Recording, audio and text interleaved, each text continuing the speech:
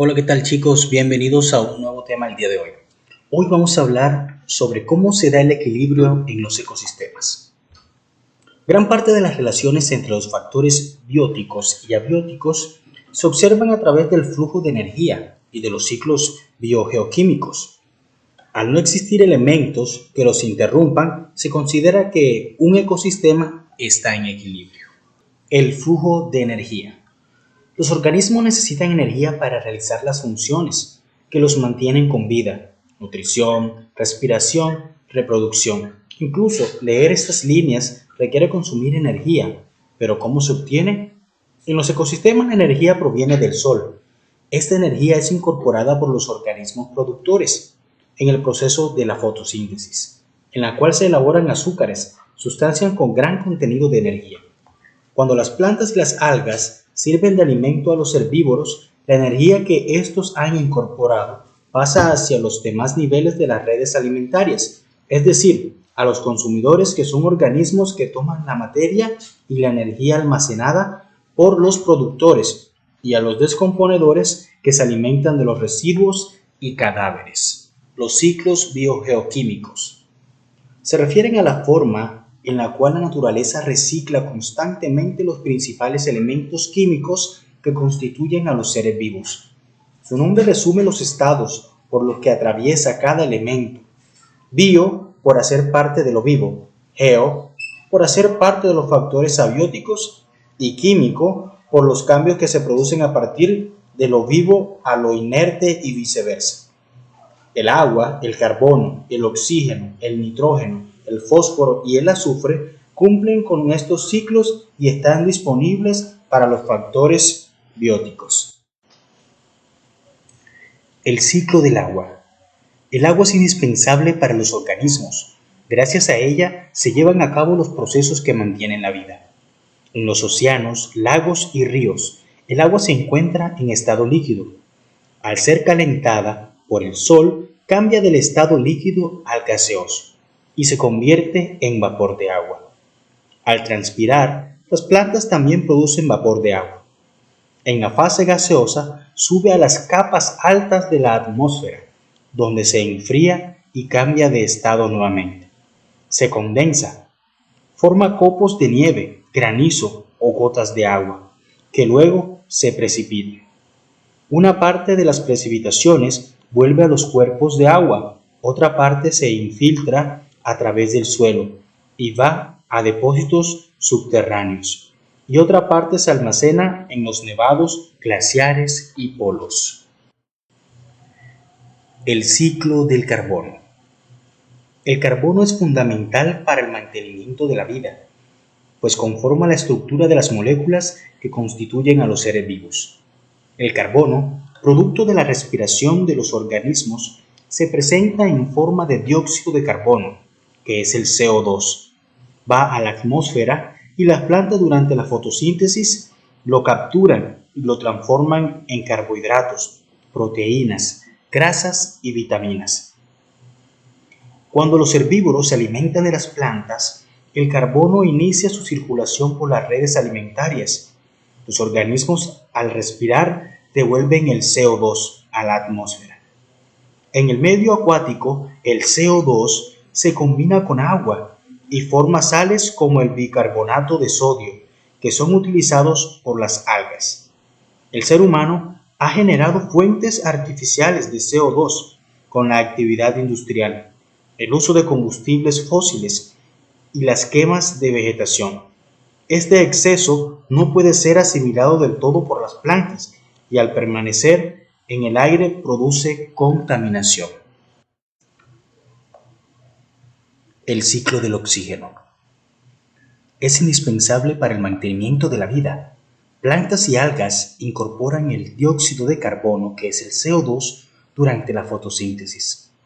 Los productos de este proceso son la glucosa, que son los azúcares, que se almacenan, y oxígeno, que es el O2, que se libera a la atmósfera o en el agua, donde es tomado por los seres vivos en la respiración.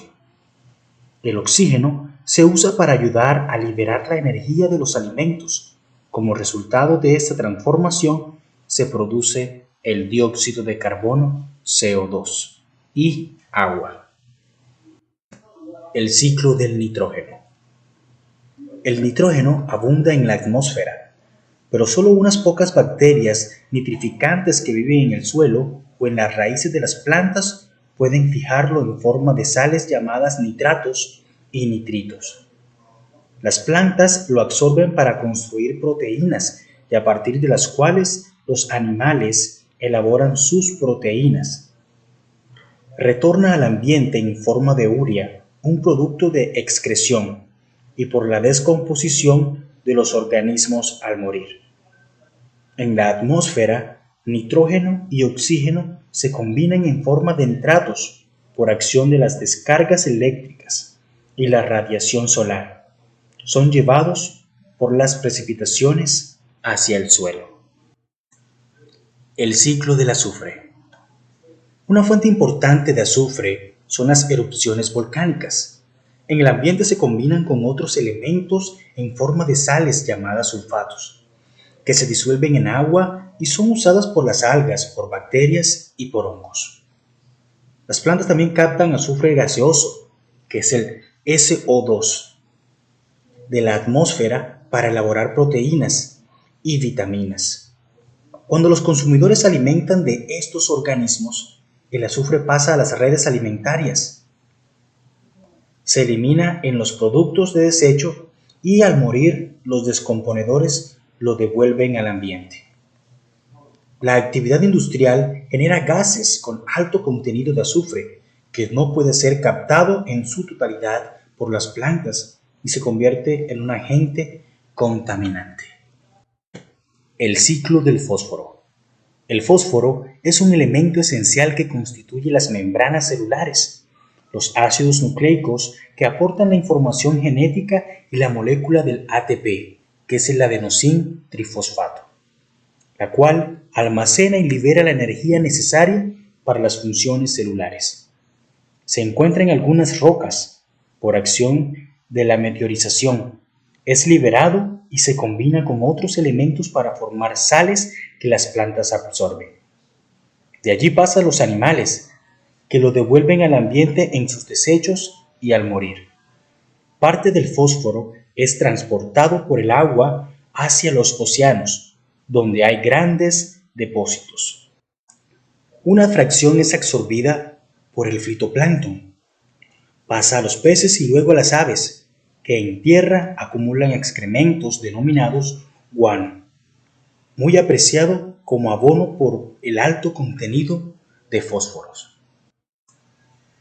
Ahora vamos a hablar sobre el proceso de formación del suelo.